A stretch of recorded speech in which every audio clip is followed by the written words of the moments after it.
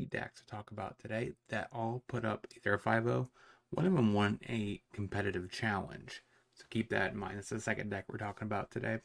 So these decks, like I said, they're all competitive, semi-competitive. So if you're interested in playing new cards and seeing how to utilize these brand new cards from Thunder's Junction, make sure you check out all the links in the description and analyze the decks yourself as well. So also, if you guys are interested, I do offer $20 to play your deck through a league, and also I write a sideboard article slash what recommendation for upgrades I would do. So if you're preparing for RCQ season, which I'm assuming you are because you're watching these competitive list videos, so if that's interest you, that's also in the link in the description. And we're on our way to 1,000 subs. Let's get there together. So make sure you hit that like button, subscribe, and hit that bell notification so you go for future videos. Let's get into it.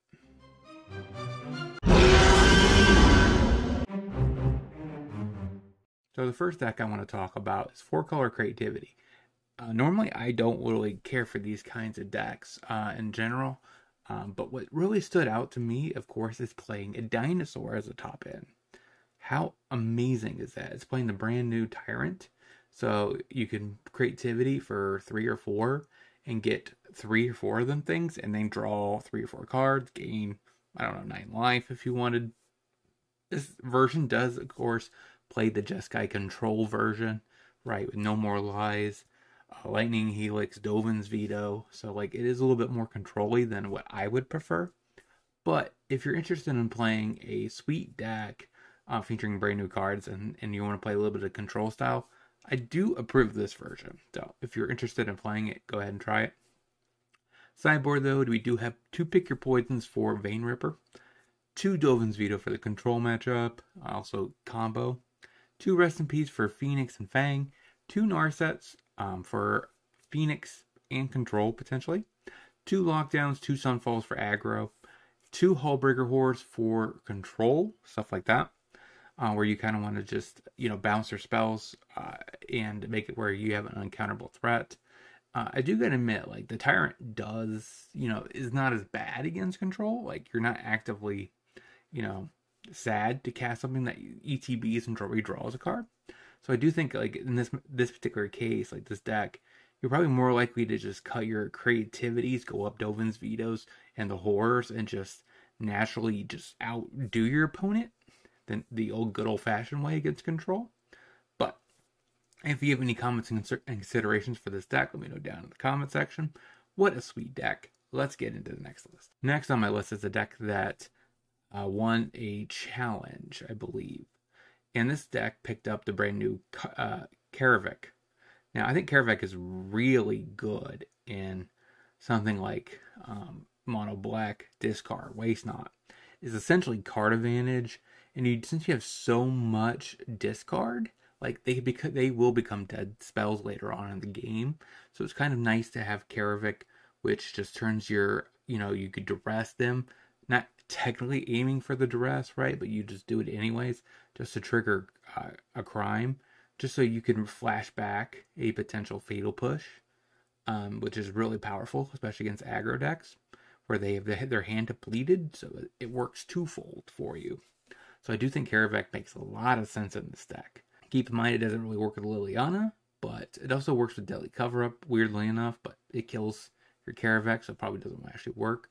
This deck does play Mazemind Tome, probably because it doesn't really want to commit mana each turn to drawing. Sometimes surveilling is just nice. We have a decent amount of removal, like I said, with Bitter Triumph, Fatal Push. So we have 3 Sanitariums, which is really good to help us loot through for what we want and to make sure our opponent is discarding. Sideboard though, we do have 2 Path of Perils for aggro, a Tiny Bones, just kind of just there, We have an Extinction Event also for aggro, a Pithy Needle, really good against Sorin, and also potentially, control with Teferi. Tiny Bones, I'm not sure what the matchup's for, but it's just cool to have it there. I guess it's just there to say you have it sleeved up and you're 75. We have a 4 Invoke Despairs for the mid-range matchup, possibly control, so that's not too bad, especially since they typically do answer your waste not with control with, Get Lost and Temporary Lockdown potentially. We have 2 Trespassers for a little bit of graveyard hate. That also is a win condition. 2 Knight of the Death Shadows against Amalia. 2 Duresses for control, combo, anything like that. That is our, Waste Not deck for Pioneer. Pretty solid list. Let's get into the next one. So the other day I did cover a Nib Mizzet. Now this version is playing a different list of cards that I wanted to talk about. Of course, it's still playing Pillage the Bog, which I'm guessing this card is just really good in Niv. It makes sense because you could dig for your BTL or your Niv, which is really powerful. But this version also picks up the Aegis, which is a new equipment artifact, that comes down, exile something. And it also picked up, I believe, one other card. I remember when I seen it. Oh, the Ancient Cornucopias. The 3 mana rock that gains life whenever you cast a multicolor spell. And it's a mana rock. I'm not sure why this deck wants to pick it up, but it is interesting that it is playing it. So I guess it just guarantees them to get to BTL after turn 3, which is, I guess, maybe good enough for the deck. Also, I guess it guarantees a Nib Mizzet the following turn as well. I do think this deck is pretty well positioned today in the current Pioneer meta. So if you are looking at picking up a Niv list, either you can try this list out, or you go back to my previous competitive list video and I talk about a different variant that played Lila. So those are definitely your options, and I would consider trying one of the two if you're interested in like a mid-rangey deck that has like a lot of card advantage pieces. So it's pretty sweet for that. Sideboard, we do have our Fatal Pushes for aggro. We do have our Dolan's Veto for control and combo. We do have a Rest in Peace for the Phoenix matchup. We have 2 Soul Searches for a little bit of hand disruption, so against control and combo. Notion Thief for Phoenix, also pretty good against control. We have Buzz Crusher at the very bottom there for the Lotus Field matchup, pretty based. Then we have a Yorion, because I've never really seen a Nib Mizzet deck that's not a Yorion deck. Just because with BTL, it really is an advantage to being an 80 card deck, just because, you have more silver bullets that you could just get to bring to light, so. But it is, like I said, it's quite interesting that Ancient Cornucopia is seeing Pioneer play in the new Agnes. I wasn't sure about this card. I knew it was going to be a modern staple, potentially with Stoneforge Mystic, just because it's a removal spell you can tutor up.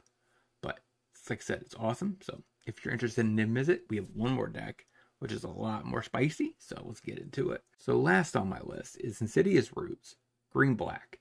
This deck picked up Forsaken Miner, which is really powerful with Priest of the Forgotten Gods. So basically you sacrifice it, target your opponent, immediately get it back by paying a black, which just triggers Insidious Roots. This deck does play 3 Agatha Soul Cauldron. You could, give or take, minus or subtract 1 copy for something else if you're interested in it. This deck also offers the infinite combo with Moss Pit Skeleton with Gorehound, which is really strong. With Insidious Roots, you should be able to just go infinite.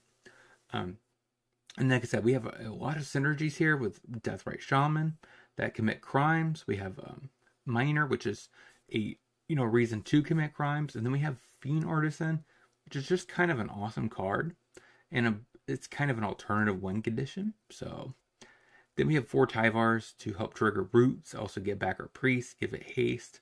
All of those modes are pretty relevant.